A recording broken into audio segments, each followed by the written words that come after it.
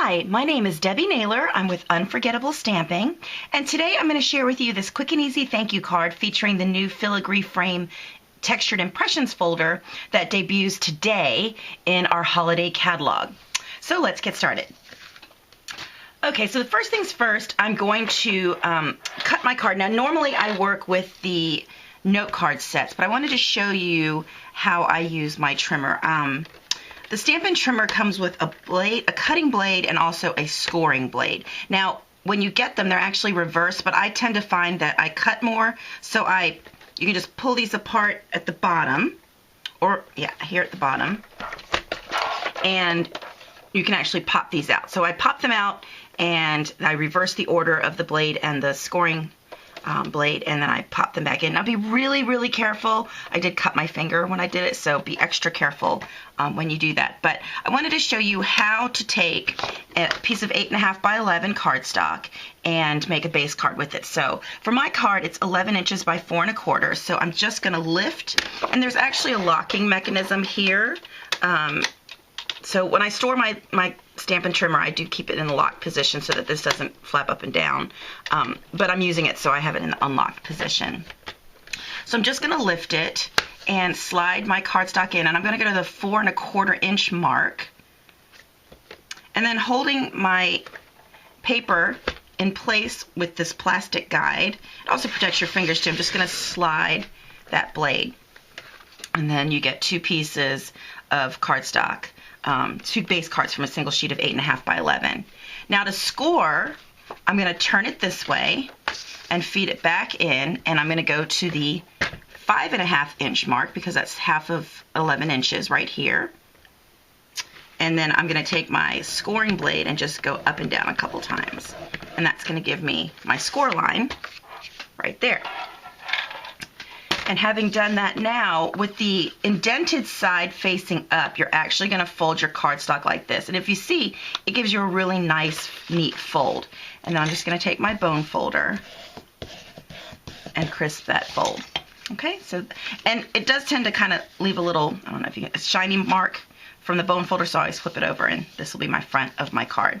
So then next, I'm going to cut, and I've already done it, my Early Espresso Matte and my Whisper White cardstock panel that I'm going to embellish. So I want to take out my Big Shot, and I don't have enough room here to show you, but I did pull my tabs because we're going to cut out a framelit from the Early Espresso piece, and I'm going to add texture to the Whisper White piece. So I wanted to show you, whenever you're working with the Big Shot, you're going to use your cutting pads, and as you can see, mine are very, very, very well loved. They're warping a little bit, but you know what? You just flip them over every once in a while, and it'll straighten back up. But when you're doing your folder, and this is the new Filigree Frame folder that I just love. It's just really beautiful. You're actually going to open it up, and I always like to, the top part where it says Stampin' Up is the piece where it's going to be embossed. And so you just want to see to line that up. I don't know if you can see that or not. And then I'm going to close it closed like this. And then you're just going to make a sandwich between your blade, your cutting pads, and then you're going to roll it through the Big Shot on tab 1. On this tab here. Now I've had mine since the beginning. I don't know if the new tabs look like this or if they're a little bit different, but it tells you right here, Simple Impressions Embossing Folder, right here, tab 1. So you're gonna put it on like this, making sure that your folder is between your cutting pads and on this platform, and then you're just gonna feed it through your Big Shot. Okay, so once you've done that, then you're gonna get a piece that looks like this. So very beautiful with the frame around the outside. Then the next thing we're going to do is I'm going to take my framelit from the Apothecary Accents, and that's this one here, and I'm going to use this piece. It works well with the Artisan Label punch. So then I'm going to, again, go to my cutting pad. I'm going to lay my cardstock. Now this is the mat for my card, And as you can see, again, it's sandwiched, the early espresso piece is sandwiched between the Whisper White and the Sahara Sand card base. So I'm going to cut my mat out from the middle of this piece. You're not going to see it, obviously, because it's sandwiched between those two pieces. So you might as well use it. So I'm just going to lay. Now, if you look at these framelits, there's a little bitty raised edge. That's your cutting piece. So that you want to face down.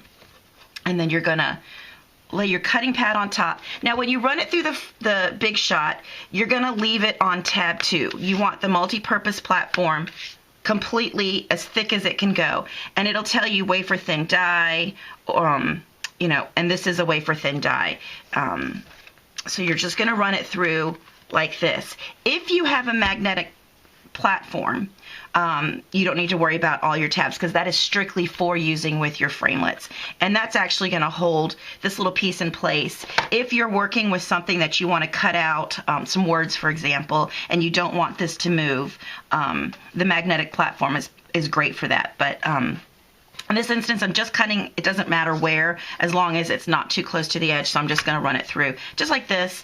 And then you end up with a piece that looks like this. So then the last thing I'm going to cut out is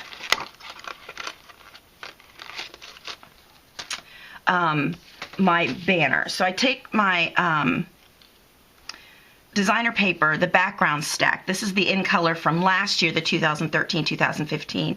This color is Crisp Cantaloupe. And I'm going to run it through. I wanted to just use my bitty banners. And you notice there's a little piece of magnetic strip here. I haven't done it with all of my newer framelits, but that's a really nice way to keep them in place because they're metal. So then I'm just going to run it through, again, with the cutting edge down. I'm just going to center that on my sheet, put my cutting pad on top, and run that through. And that's going to end up giving me a piece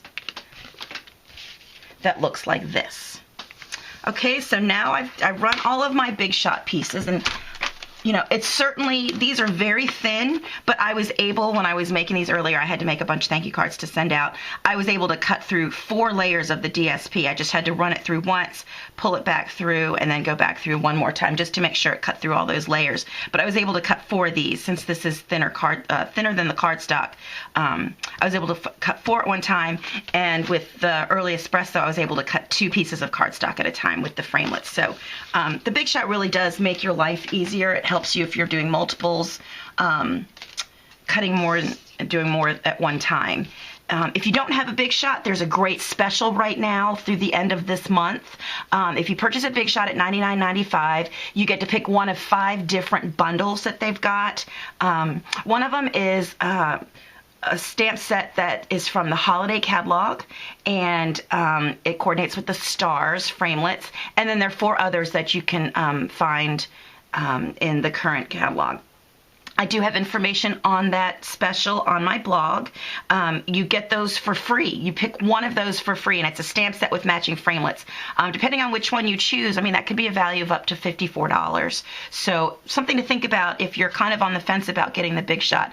It's a great deal right now because you're getting a stamp set and a framelits collection for free with the purchase of a Big Shot this month. Be sure to check on my blog. I have a hostess code. If you purchase it from me, I've got some free product as a bonus that I'll be sending to you as a thank you. Also, if you've got a Big Shot already, you can purchase one of those or any of those 5 bundles at a 15% savings. So be sure to check that out. If you've got an order pulled together, the holiday catalog starts today. You've got 3 more days to put an order together, and certainly take advantage of that Big Shot special. Okay, so let's get back to the card. So I have my pieces here, and I just want to stamp my sentiment. So I've got a piece of scrap paper here, and I'm using the Hey You stamp set. I love this thank you. I think it's really pretty, and it stands on its own as an embellishment on this beautiful card. So I'm just going to take my thank you, and this is Cajun Craze ink, and I'm going to stamp it right on my scrap paper. Doesn't matter that it's crooked because I'm going to cut that out with a punch. If you'd like to get the project sheet for this card, I am sending it out in my newsletter later today. I'm having a lot of internet issues, so it's a little late going out this week, but be sure to check that out. If you are seeing this video after I've already sent my newsletter out and you want the project sheet, make sure you subscribe to my newsletter, but then also send me an email directly, and I'll be happy to send that to you. So now that this is dried, I'm going to take my artisan label punch, and it kind of notches in at the middle, so I'm going to try to line that up with these little dots here.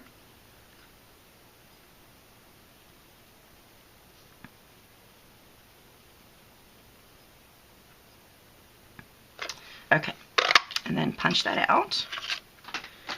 All right, so now I am ready to assemble my card. I am missing the little piece that, oh, there it is. Okay, so now that we've got this all together, I'm going to start by just gluing down, because I don't have any ribbon or anything with this card. I'm just going to glue using the Tombow around the outside edge my early espresso piece, making sure, of course, that the fold is at the top. Well, for this layer, it doesn't really matter if you do it upside down or not, but I have done that before, and that's always frustrating. So just a little quick check to begin with will save you a headache in the end. Okay, and then again, since I'm not adding any ribbon or anything that I need to wrap around my piece, I can go ahead and use the Tombow and put down this filigree edge. Now, this Tombow is great when you have a piece of textured cardstock with all these little nooks and crannies.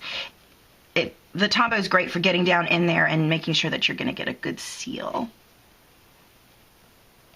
So I've cut these so that just a little bit of that early espresso cardstock is going to show through, but it really makes the card pop. Now I want to make my embellishment. So I'm going to start with the thank you, and I want to have it lay like that. So the easiest thing to do is just to put a little bit here on my designer piece. And I don't want to put too much because I don't want it to squish out.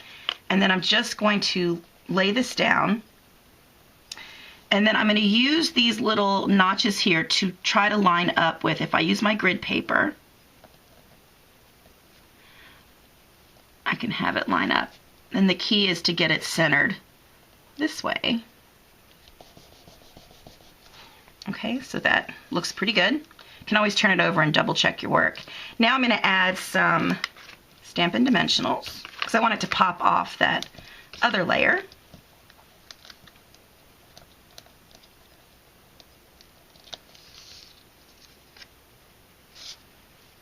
I'm just going to center that up.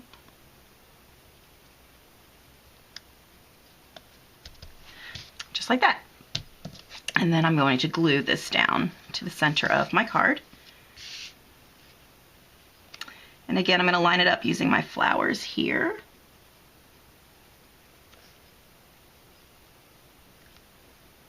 Okay, now that card looks great, but I wanted to add a little bling because I love rhinestones.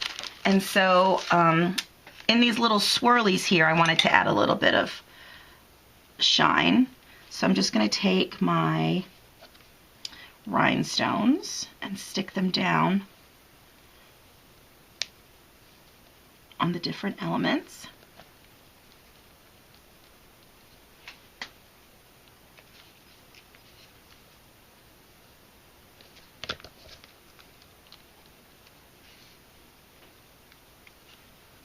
It really is great to use the ends of your snips. These little ones especially are really easy to get stuck under your fingernail.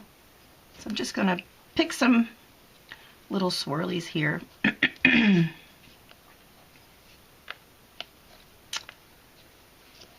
And there you go.